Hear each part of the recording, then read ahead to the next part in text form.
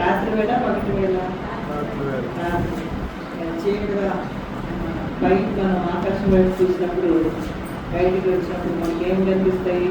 ఆకాశంలో నక్షత్రాలు, చంద్రుడు కనిపిస్తారు కదా. అదే చీకటిగా ఉన్నప్పుడు అవి మెరుస్తూ ఉంటాయి నైట్ మాత్రం. కాబట్టి మనకి సూర్యుడు ఉదయించి మనకి కాంతిని వెలుగునిస్తారు. ఈ రాత్రి వేళ ప్రకాశించే నక్షత్రాలు ఏంటి? నక్షత్రాల గురించి మనకి ఈ పాఠంలో ఏం చెప్తుంది? అసలు నక్షత్రాలు గురించి ఏంటి అధ్యయనం చేద్దాము. కంఠాలు చెప్పండి. మీరు మూర్ఖమైన వక్ర జనము మధ్య నిరపరాధులను, నిష్కలంకులను, అనింద్యులునైన దేవుని కుమారులైనట్లు సంగులను, సంశయములను మాని సమస్త కార్యములను చేయండి. ఫిలిప్పీయులకు రాసిన పత్రిక 2వ అధ్యాయము 14-15 రాయబడింది. దేవుడు ధర్మశాస్త్రానికి విధేయత చూపించమని ఫిలిప్పీ పత్రికలో రాశారు.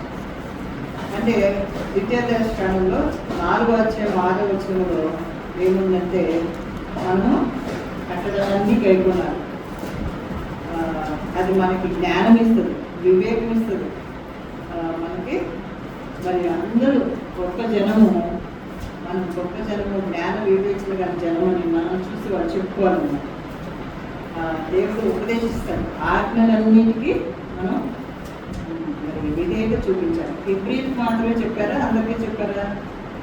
హెబ్రీ పత్రికలో హెబ్రీలకు మాత్రమే కాదు, ఇశ్రాయేలుకు మాత్రమే కాదు, అందరికీ, సర్వమానవాళికి ఇది కట్టడ నియమంగా ఉందన్నమాట.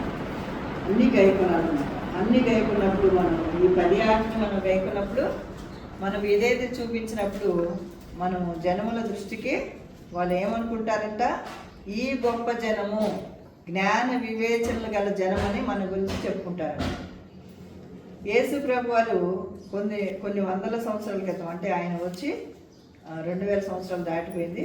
అయితే ఆయన ఏం చెప్పారంటే మత్తయి సువార్త 5వ అధ్యాయం 14వ వచనంలో, మీరు లోకమునకు వెలుగే ఉన్నారు.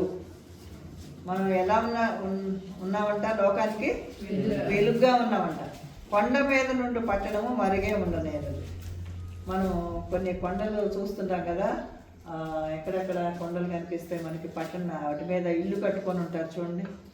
ఎక్కడెక్కడ చూస్తాము?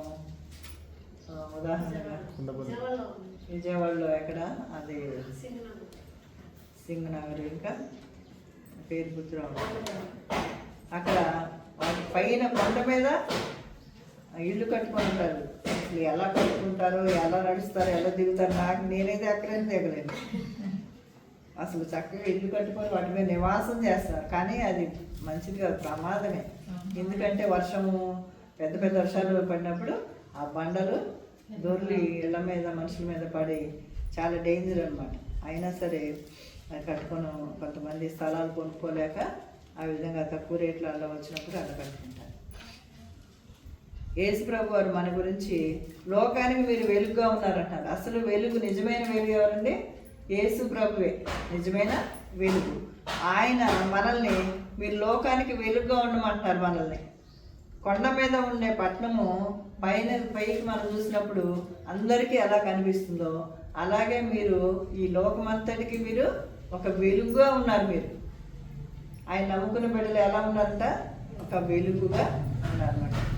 అయితే యేసు ప్రభు వారు చెప్పినట్లుగా మనము వెలుగుని ఏ విధంగా చూపిస్తాము ఈ లోకానికి? ఇప్పుడు కరెంటు పోయిందనుకోండి, ఆ చీకట్లో మనం ఏం చేస్తాము? ఛార్జింగ్ లైటో, క్యాండిలో కదా, మరి ఏదైనా వెలుగు కోసం ఏం చేస్తాము? మరి అందుబాటులో ఏదో ఒకటి మనం ఉపయోగిస్తాం కదా. చీకట్లో ఉన్నప్పుడు మనకు కనిపించాలి కదా, ఏదైనా కనిపించకుండా అంటే తిరుగుతామా? ఎక్కడో అక్కడే వచ్చు కనిపిస్తుంది. చీకటిగా ఎలా ఉంటుందో అలా ఉంటుంది. ఇక మనం ఏమీ చేయలేము. ఎప్పుడైతే లైట్ వెలిగిస్తామో మనకంతా కనిపిస్తుంది. మనము దేవుని యొక్క వెలుగును చూపించాలంట. మనం లోకానికి వెలుగుగా ఉండాలంటారు యేసయ్య. అయితే మనం ఎలాగా ఆ వెలుగుని ఎలా చూపించాలి? మనం ఏం చేయాలి? మనము యేసు ప్రభుతో అనుదినము కలిసి జీవించాలి. యేసుప్రభు ఎక్కడున్నాడండి? మరి ఆయనతో కలిసి జీవించడం అంటే మన దేశం నుంచి మన పిల్లలు ఇళ్ళే కనపడుతున్నారు కదా. మరి యేసుప్రభు ఎక్కడున్నారు, మనం ఎలా జీవిస్తాము అని చెప్పి మనం అనుకుంటాం. ఆ వాక్యమే, ఆయన వాక్యమే యేసుప్రభు కదా. ఆయనే వాక్యం కదా. వాక్యం చదువుకొని వాక్యానుసారంగా మనం జీవించడమే అది ప్రతి మనిషికి వెలుగు ఇచ్చేది ఎవరంటే యేసుప్రభు కదా. యేసుప్రభు నిజమైన వెలుగు. ఆయన ప్రతి ఒక్కరికి వెలుగునిస్తారంట. ఒకరికి ఇచ్చి ఒకరికి ఇవ్వకుండా ఉంటారా? ఇస్తారమ్మ గారు, నువ్వు ఇస్తారమ్మ గారు.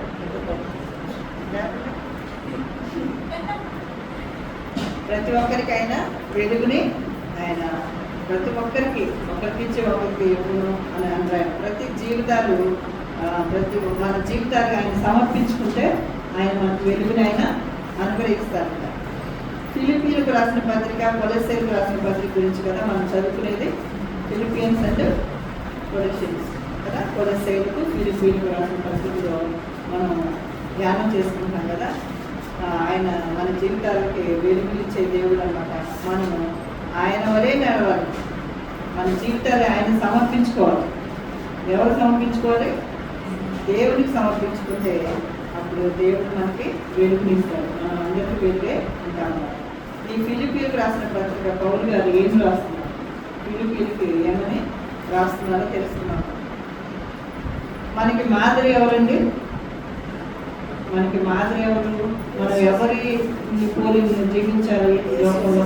యేసు ప్రభుని పోలి మరి మనం జీవించాలని చెప్పి పౌలు గారు నేను క్రీస్తుని పోలి నడుచుకున్న ప్రకారం మీరు నన్ను పోలి నడుచుకున్నాను. ఆ మాట ఎవరైనా చెప్పగలరా? పౌలు గారే ఒక్కరికే సాక్ష్యం కదా. ఆయనే నన్ను పోలి నడుచుకోమన్నారు. మరి మనం కూడా పౌలు గారి లాగా, మరి యేసు ప్రభు గారి లాగా మనం కూడా మాదిరిగా జీవించాలి. ఆయనతో పోల్చుకోవాలి మనం. యేసు ప్రభుకి హృదయంలో గర్వం ఉందా? నేను దేవుడిని, మీరేంటి నాకు చెప్పేది అన్నారా? అస్సలు గర్వం ఆయనలో ఏమాత్రం లేదు. ఎంత తగ్గించుకొని ఈ లోకానికి వచ్చారు చూడండి. మరి ఆయన తండ్రికి విధేయుడిగా జీవించారు. తండ్రిని చిత్తం అని చెప్పి ప్రార్థన చేసేవాడు ఆయన. తర్వాత ఇక్కడ ఫిలిప్పీలు దేవునికి విధేయుడిగా జీవించారు.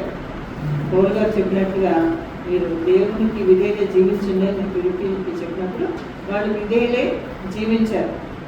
అప్పుడు పౌలు గారంట వాళ్ళు మెచ్చుకున్నారంట. వాటిని నిరంతరము విధేయులుగా ఉండండి. ఏదో కొద్దికాలం విధేయతను చూపించి 1 సంవత్సరం చూపించి 10 సంవత్సరాలు చూపించి మానేట కాదు. ఎల్లప్పుడూ మీరు దేవునికి విధేయులుగా ఉండండి అని చెప్పి ఆయన ఫిలిప్పీలకి ఆయన కోరుతున్నాడు. పౌలు గారు ఆయన ఎక్కడున్నప్పుడు జైల్లో ఉన్నారు. ఆ సమయంలో పత్రికలు రాసింది జైల్లో ఉన్నప్పుడు, చాలా పెద్ద వయసు ఆయన. మరి ఆ సమయంలో పత్రికలు రాసి పంపించారు ఫిలిప్పీలు. మనం యేసు యొక్క మాదిరిని మనం మరి అనుసరించి నడుచుకోవాలని చెప్పి పౌలు గారు మనకు చెప్తున్నారు. యేసు ప్రభు మనల్ని రక్షించిన దేవుడు కదా. సిలువలో ఆయన సిలువ వైపు మనం చూసినట్లయితే ఎంత మన కోసం సిలువలో శ్రమలు పడ్డారో, ఆ సిలువలో శ్రమలు సిలువ మనకి ఏం బోధిస్తుందండి? సిలువలో ఆయన తగ్గించుకున్నాడు కదా. ఆయన ఒక మాట అంటే చాలు, ఈ భూమి అంతా కదా మాటతోనే అంత అర్థమైపోయింది. కానీ ఆయన క్షమించాడు. ఆ సమయంలో అందరినీ క్షమించాడు. ఎవరిని మరి తప్పుగా మాట్లాడలేదు కదా. మరి బాధ్యతలు 7 మాటలు ఆయన పలికారు. బాధ్యతలు అప్పగించారు. తల్లి బాధ్యత, క్షమాపణ చూపించారు కదా. సిలువలో మన కోసం బలియాగమై ఆయన రక్తం చూపించారు కదా. నల్లగొట్టబడ్డారు కదా. ఆయన శరీరంలో రక్తం మొత్తం రాచబడింది కదా. వీపు ఆగటి చాలా నిలబడింది. తల్లో ముళ్ళ కిరీటం పెట్టబడింది. సిలువ మరి పక్కటం ఆయన పక్కన బలంతో పొడిచినప్పుడు రక్తం నీళ్ళు వచ్చింది కదా. ఎంతగానో మన కోసం ఆయన మనం పొందాల్సిన శిక్ష ఆయన పొందారు. మన పాపాలను ఆయన మీద తీసుకున్నారు. ఆ సిలువ వైపు మనం చూస్తే అసలు చాలా మనకు బాధేస్తుంది. నా కొరకు సిలువలో బలియాగమని దేవుడు అని చెప్పి మనం ఆయన్ని ఎల్లప్పుడూ స్తుతించాలి కదా. మన కోసం సజీవుడు తిరిగి లేచి మనం రక్షించడానికైనా మరి ఆయన అప్పటికీ ఆయన మన కోసం, మన రక్షణ కోసం ఆయన ఎదురు చూస్తున్నాడు, ప్రతి ఒక్కరికి రక్షణ కోసం. దేవుడు మనం రక్షించినట్టుగా మీరు నమ్ముతున్నారా? దేవుడు మనల్ని రక్షిస్తాడు. మనమే రక్షించుకుంటామా? మనకు మనమే లోకంలో జీవించి మళ్ళా మరణించి మళ్ళీ నేను తిరిగి పరలోకానికి వెళ్ళిపోతాను అనుకుంటారు. మీకు సాధ్యమయ్యే పని అనేది కాదు. అది దేవుని కృపాన్నమాట. ఆయన మనం రక్షించే దేవుడు. మన దేవుడితో ఎల్లప్పుడూ జీవించాలని చెప్పి పౌలు గారు తన యొక్క మాటల్లో ఆయన మనకి పిలిపి వివరిస్తున్నారు, మనకు కూడా వివరిస్తున్నారు. ఇది ఒక శుభవార్త. ఫిలిప్పీలకు రాసిన పత్రికలో ఆయన ఒక శుభవార్తగా చెప్తున్నాడు. ఒక ఫిలిప్పీలే కాదు, రోమీలకి కూడా ఆ విధంగానే రాశారు. ఇంకా ప్రతి పత్రికలో ఆయన ఇదే బోధన, కొత్త బోధన ఏం కాదు, ఇదే బోధన ఆయన బోధించాడు అన్నమాట. ఈ విధంగా బైబిల్లో మనకి ఏమి రాయబడిందో ఆ బైబిల్ మనం చదువుకొని దాని ప్రకారం మనం దేవుడు మనం ఏ విధంగా రక్షించాడు, ఏ విధంగా మన కోసం ప్రాణం పెట్టాడని మనం చదువుకొని అర్థం చేసుకొని దేవుని కొరకు మనం ఈ లోపల జీవించవలసిన వారిని ఉన్నాం. అయితే ఇక రోమపత్రిక 3వ అధ్యాయము 23-24 కీర్తిస్తారు. ఏ భేదం లేదు, అందరూ పాపం చేసి అందరూ పాపం చేశారు. పాపం లేదు అని ఎవరైనా చెప్పగలరా? అందరూ ఆజ్ఞాతిక్రమే పాపం కదా. రోమపత్రిక 3:23-24 అందరూ పాపం చేసి దేవుడు అనుగ్రహించిన మహిమను అందలేకపోతున్నారు. తర్వాత ఆయన కృప చేతనే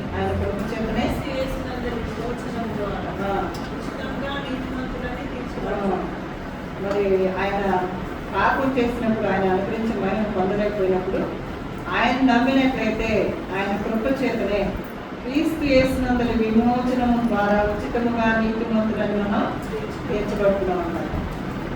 రోమపత్రిక 5:8 ఇందాక.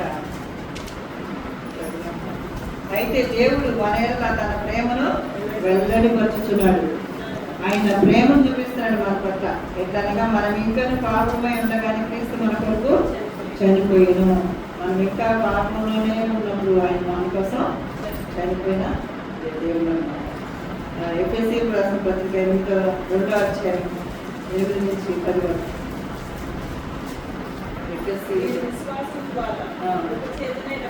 మనం ఎలా రక్షించబడ్డామండి? విశ్వాసం. మనము దేవుని ఎదురు ఎలా ఉండాలి? విశ్వాసము ఉన్నప్పుడు ఆయన కృప చేత ఆయన కృప చూపిస్తాడు. మనము యేసు ప్రభుని దేవుడు నమ్మినట్లయితే ఆయన కృప చూపించి మనల్ని రక్షిస్తాడు. ఇది మన వల్ల కలిగినది కాదు, దేవుని వరం, ఆయన ఇచ్చే వరం. ఆయన గిఫ్ట్లు మనకి ఒక వరం ఇస్తాడు, ఫ్రీ అన్నమాట కదా.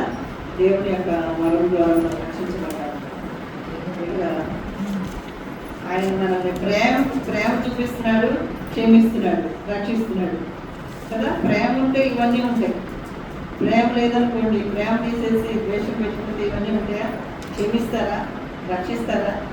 మనుషులు కోపం పెట్టుకుంటే ప్రేమ బదులు ఆ ప్రేమ ప్లేస్లో ద్వేషం పెట్టుకున్నారు అనుకోండి, క్షమించలేదు కదా, రక్షించలేదు, వదిలేస్తారు. కానీ దేవుడు ప్రేమ చూపిస్తున్నాడు, క్షమిస్తున్నాడు, రక్షిస్తున్నాడు. కాబట్టి మన ప్రవర్తన ఏమన్నా మనం రక్షిస్తుందా? నీతివంతులుగా ఉన్నాము, రక్షిస్తుందా? కాదు. దేవుడే విశ్వాసం కూడా ఒక వరం మనకి దేవుడు ఇచ్చాడు. పరిశుద్ధాత్ముడు మనలో పనిచేయాలి. అప్పుడు మన యొక్క హృదయాలని దేవుని ముందు ఉంచినప్పుడు మన ప్రవర్తన అంతా మారుతుంది. పరిశుద్ధాత్మ మనలో పనిచేస్తాడు. అప్పుడు మరి ధర్మశాస్త్రానికి మనం విధేయులుగా మనం జీవించాలి. మరి పాపం చేయకుండా తిరస్కరించడానికి పరిశుద్ధాత్ముడు మనకు సహాయం చేస్తాడు. మనం ఏమో ప్రార్థించుకోవాలి? దేవా, పాపం చేయకుండా నాలో ఏ పాపము కల్మషము రాకుండా సహాయం చేయ పరిశుద్ధాత్ముడి అని ప్రార్థన చేస్తే మనం పాపాన్ని తిరస్కరిస్తాం. ఆ విధంగా ప్రార్థన చేసుకోకపోతే పాపం మన హృదయంలో ప్రవేశిస్తుంది. మనం ప్రార్థన చేసుకోవాలి ప్రతిదినం. పాపం అనేది మనలోకి రాని అని దేవుడిని మన హృదయాల్లోకి మన జీవితాల్లోకి మనం అనుమతించాలనుకోండి, అప్పుడు మన జీవితాలే మారిపోతాయి. మీరు అనుమతించలేదనుకోండి రోజు, అప్పుడు మన జీవితాలు మార్చుకోవడం కష్టం.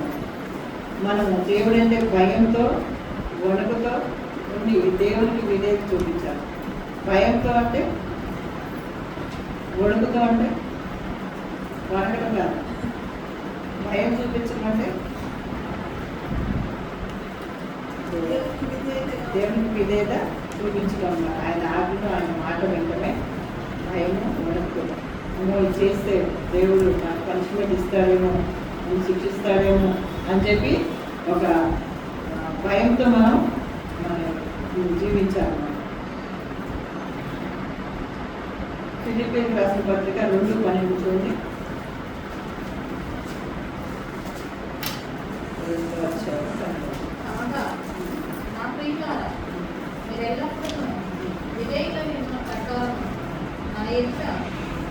మాత్రమే కాక మరి ఎక్కువగా నేను మీతో లేని ఈ కాలమందును భయముతోను వంతుతోను మీ సొంత రక్షణ కొనసాగించుకోండి. చూడండి, ఫిలిప్పీయులకు ఏమని రాస్తున్నాడు?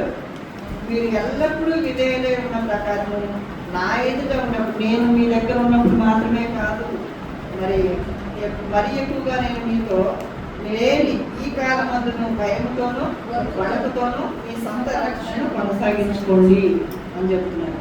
మరి నా ముందే కాదు, ఎల్లప్పుడూ మనం ఈ విధంగా దేవునికి విధేయత కలిగి, దేవుని భయభక్తులు కలిగి ఫిలిప్పీయులు ఆయన రాస్తున్నాడు. మనకు కూడా ఇదే వర్తిస్తుంది. అందరికీ మనతో దేవుడు ఉన్నాడు, మన కొరకు దేవుడు ప్రాణం పెట్టాడు అని చెప్పి మనం జ్ఞాపకం చేసుకోవాలి. ఎల్లప్పుడూ మనకి కావలిగా ఉన్నాడు ఆయన కదా. కావలిగా ఉండబట్టే మనం క్షేమంగా ఉన్నాం. అందుకని ఆయనకి విధేయులే మనం భయంతో విధేయత చూపించవలసిన వారమే. ఇంకా ఫిలిప్పీయులను ఉద్దేశించి ఆయన కొన్ని సలహాలు ఇస్తున్నారు పౌలుగా.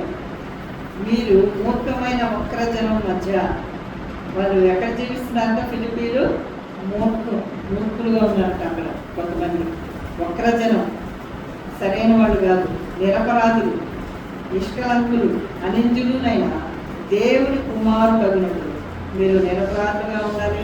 ఏ కళంకం లేని వారుగా, ఏ నింద లేని వారుగా ఉండాలంటే మీరు సనుగులు సంశయములు మానే సమస్త కార్యాలను మీరు చేయండి. మీరు వక్రజనం మధ్య నివసిస్తున్నారు కాబట్టి మీరు ఇవన్నీ మానేయాలి కదా. సనుగులు సంశయాలు మానేవేమని ఆయన ఫిలిప్పీయులకు రాసిన పత్రిక 2:15 రాస్తున్నాను. నక్షత్రాలు చీకట్లో మనకి ఎలా ప్రకాశవంతంగా కనిపిస్తాయో అలాగే మన జీవితాలు కూడా మనం చూసినట్లయితే ఈ నక్షత్రాలు, ఈ చీకటి ఏంటంటే పాపం అనేది ఒక చీకటి. పాపం అనేది ఒక చీకటి. పాపంతో నిండిన ఈ లోకం, పాపంతో నిండిన ప్రజలు మధ్యలో మనం నివసించడం అంటే నక్షత్రాలలాగా ఉండాలంటే మనం నక్షత్రాలతో పోల్చుకోవాలి. మనం ఏ విధంగా నక్షత్రాలలాగా వెలుగు కలిగి ఉంటాము. మన చుట్టూ ఎటువంటి ప్రజలు ఉన్నారు, ఈ లోకం ఎటువంటిదైనా సరే మనం ఒక నక్షత్రాలాగా ప్రకాశించాలంటే మనం ఒక ఇతర ప్రజలకి మనకి తేడా ఉంటుంది.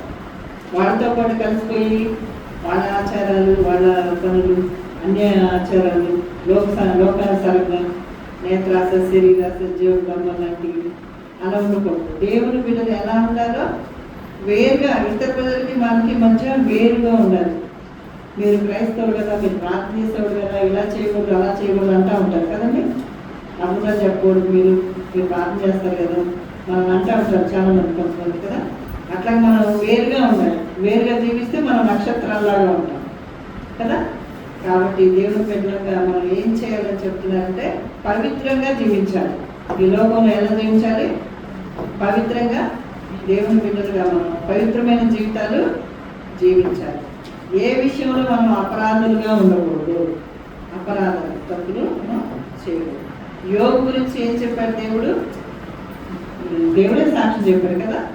యోగు నీతిమంతుడు, మరి యథార్థవంతుడు, ఆయన చెడుతనము విసర్జించిన వాడు. మన గురించి కూడా యోగు అలాగే చెప్పాలి కదా. మరి మన గురించి కూడా యోగు గురించి ఎలా చెప్పాడు దేవుడు మన గురించి కూడా అలాగే చెప్పాలి. అప్పుడు యోగు ఒక నక్షత్రం, యోగు ఒక నక్షత్రం, మనకు కూడా ఒక నక్షత్రం లాగా ప్రకాశిస్తాం యోగులాగా మనం జీవించడానికి కదా.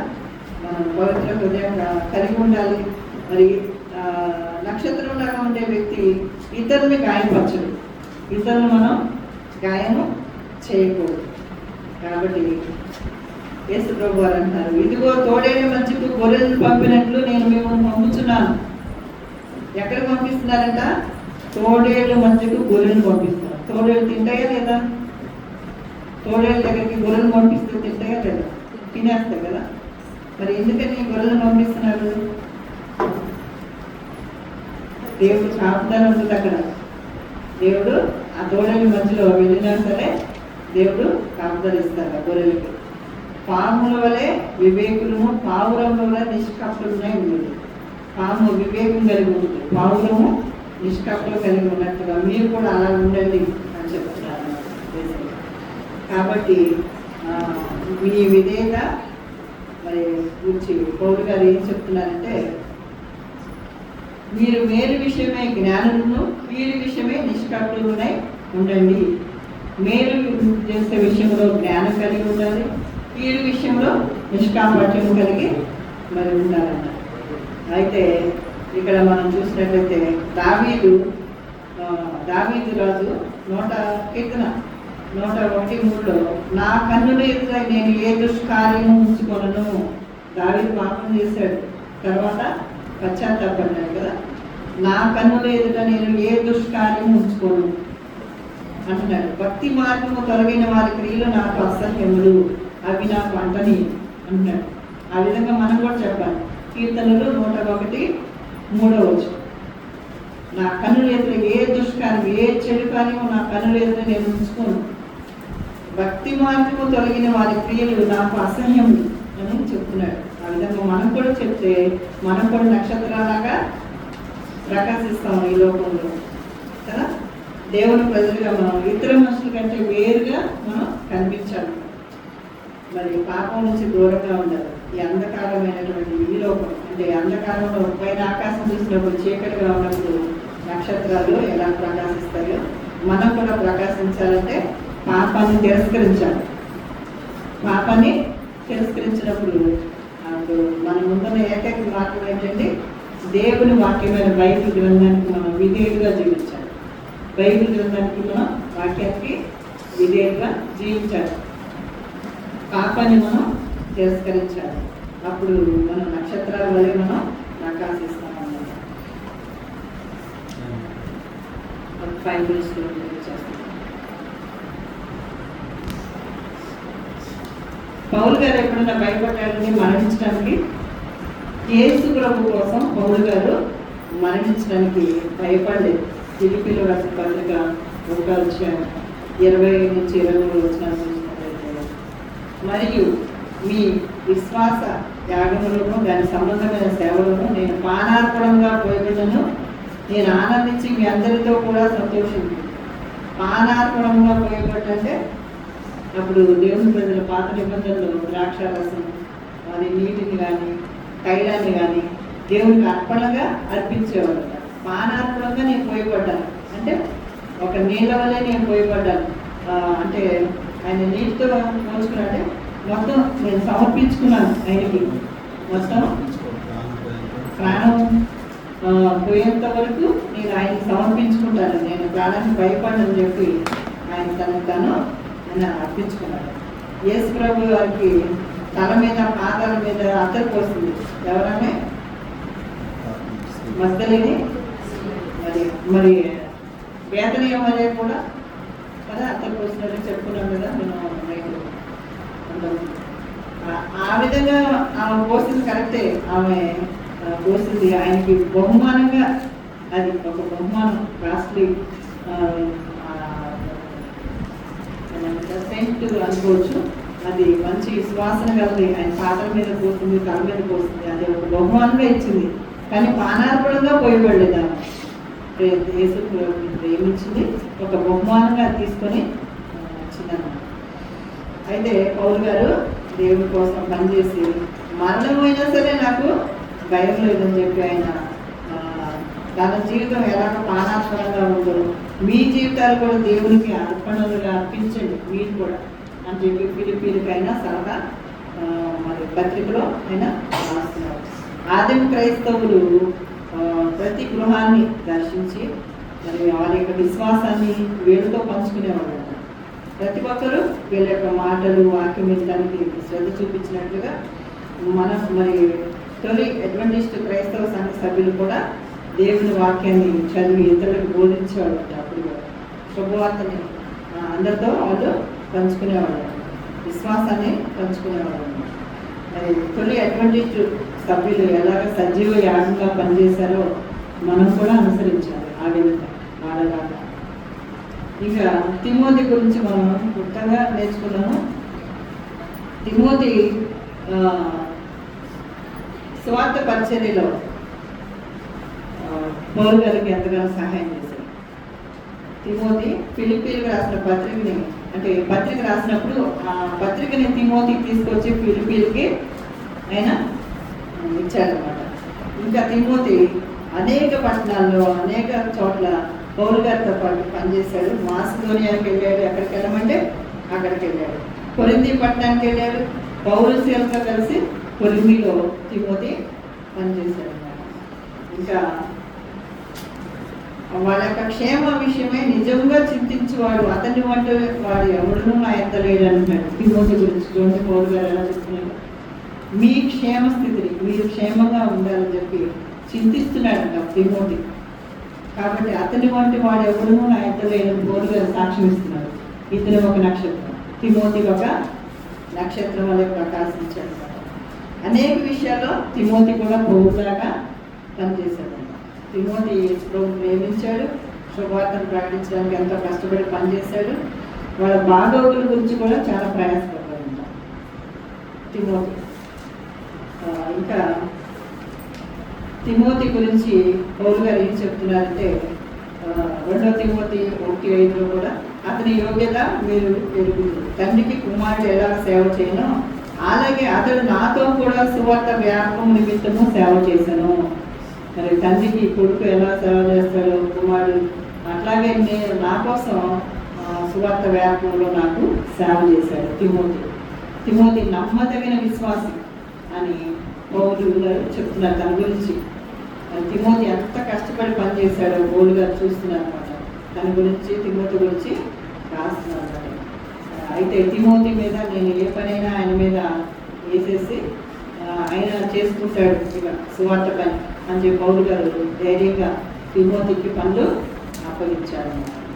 ఎన్ని కష్టాలు వచ్చినా సరే మరి మన హృదయాల్లో మరి దేవుని యందు మనం అంటే దేవుడి నుంచి దూరంగా మనం ఉండకూడదు. ఒక పరీక్షలు పెడతాడు దేవుడు. మనం చింతించకూడదు, కోపడకూడదు, మనం క్షమాబుద్ధిని ప్రదర్శించాలి ఇతరుల పట్ల. మన హృదయాల్లో మరి మనం యేసు ప్రభువుని పోలి నడుచుకోవాలంటే సహనం కోరుకోవాలన్నమాట. సహనం కోసం మనం ప్రార్థన చేయవలసిన వారమే ఉన్నాము. ఇక ఎపోక్రోదీతు గురించి మనం చెప్పుకున్నాము. ఈయన ఒక ఎపోక్రోదీతు అనే ఆయన ఒక సైనికులుగా పనిచేశాడు. సైనికులు అంటే యుద్ధంలో చేసినట్లుగా, అంటే ఒక యుద్ధంలో ఎలాగా అన్ని అవయవాలకి ధరించుకొని ఎలాగ యుద్ధంలో యుద్ధం చేస్తారో అలాగే ఈ ఎపోక్రోదీతు అంటే ఈయన ఒక గ్రీకు స్త్రీ జాతికి చెందిన దేవత పేరు. ఇది ఒక దేవత పేరు ఎపోక్రోదీతు. అసలు పేరు మనకు తెలియదు. ఈ దేవత పేరు ఆయన పెట్టారు. ఆయన మారుమనసు పొందాడు. విగ్రహారాధన నుంచి విడిపించి దేవుడు పౌలు గారితో పాటు పనిచేసినట్లుగా ఫిలిప్పీలకు రాసిన పత్రికలో తప్ప ఈ పేరు ఇంకెక్కడా లేదు. ఎపోక్రోదీతు గురించి ఈయన పత్రికలో మాట్లాడారనమాట పౌలు గారు. మరి ఈయన ఏమేం చేశారంటే ఈయన క్రైస్తవ మతం స్వీకరించే ముందు అబద్ధ దేవుళ్ళు దేవతలు ఆరాధించారు కదా. తర్వాత పౌలు గారితో కలిసి పనిచేసినప్పుడు వారు ఇరువురు కలిసి ఫిలిప్పీ పట్టణంలో ఇద్దరు పనిచేశారు. ఒక సైనికుడిలాగా పనిచేశారు. శుభవార్తను బోధించాడు ఆయన. ఇంకా ప్రచారం చేయడంలో కూడా చాలా కష్టపడి మరి పనిచేసినటువంటి వ్యక్తి ఈ ఎపిఫ్రోదితు. మరి పౌలు గారి దగ్గర నుంచి వార్తాహరుడుగా న్యూస్, అక్కడ వార్తలేంటి, జైల్లో ఉన్నప్పుడు ఎలా ఉన్నాడు పౌలు గారు, చెరసాలలో బంధించబడి ఉన్నాడు కదా. ఆ టైంలో ఎపిఫ్రోదితు వెళ్ళి పౌలు గారిని దర్శించాడు. ఎలా ఉన్నాడు ఏంటి పౌలు గారు అని చెప్పి దర్శించినప్పుడు ఆయనకి అవసరాలు ఏమేమి కావాలి, ధన సహాయం అంట. జైల్లో ఉన్నప్పుడు వాళ్ళ డబ్బులు వాళ్ళే చూసుకోవాలి. అంటే వాళ్ళ బంధువులు కానీ వాళ్ళ స్నేహితులు కానీ ఎవరైనా వాళ్ళకి ఆహారం కానీ వస్త్రాలు కానీ ఏమైనా కావాలంటే ఎవరినైనా తీసుకొని ఇవ్వాలి. పౌలు గారికి ఈ ఎపిఫ్రోదితు తీసుకొని వెళ్ళి ఆయనకి వస్త్రాన్ని, ఆహారాన్ని, ధనాన్ని, అది అవసరాలు పౌలు గారికి ఏమి అవసరం ఉన్నాయో అవన్నీ ఈ ఎపిఫ్రోదితు తీర్చేవాడు అనమాట. ఇంకా ఫిలిప్పీలకి ఫిలిప్పీలు డబ్బులు ఇచ్చి ఎపిఫ్రోదితుకి ఇచ్చి పంపించేవాడు పౌలు గారికి ఇవ్వమంటే. అప్పుడు చెరసాలలో ఉన్నప్పుడు ఆయన తీసుకొని వెళ్ళి ఆయనకి పరామర్శించి పౌలు గారికి చలికాలం టైంలో ఆయనకి కావాల్సిన వస్త్రాలు కూడా అందించారు. ఈ ఎపిఫ్రోదితు కూడా ఒక నక్షత్రం లాగా ఆయన మరి పనిచేసినటువంటి వ్యక్తి అన్నమాట. కాబట్టి ఈ ఫిలిప్పీ సంఘానికి ఎపిఫ్రోదితు ఊహించిన దానికంటే ముందుగానే అతను ఫిలిప్పీ సంఘానికి మళ్ళీ తిరిగి వస్తాడు. పౌలు గారి దగ్గర నుంచి మళ్ళీ ఇక్కడికి ఫిలిప్పీల దగ్గరికి వస్తాడన్నమాట. అతడు యేసు మాదిరిని అనుసరించి జీవిస్తున్నాడు కాబట్టి ఆయన గౌరవించండి అని చెప్పి పౌలు గారు రాస్తున్నారు. ఈయన ఒక నక్షత్రం కదా. ఈ విధంగా నక్షత్రాలకు ప్రకాశించాలి. ఇక్కడ మనం తిమోతి గురించి, ఎపిఫ్రోదితు గురించి చెప్పాము, మన గురించి, మన యేసు ప్రభు గురించి, పౌలు గారి గురించి. నక్షత్రాలు చీకట్లో పాపంలో కూడా మనం జీవిస్తున్నాం కాబట్టి మనకు నక్షత్రాలు ప్రకాశించాలి. కాబట్టి ఎలా యేసు ప్రభుని మనం కోరి నడుచుకోవాలి. దేవుడు త్వరగా రానే ఉన్నాడు కాబట్టి మన దాకా దగ్గర పడుతుంది. కాబట్టి మనం ఏం చేయాలి, మనము మృగముద్ర అనేది కూడా రాబోతుంది.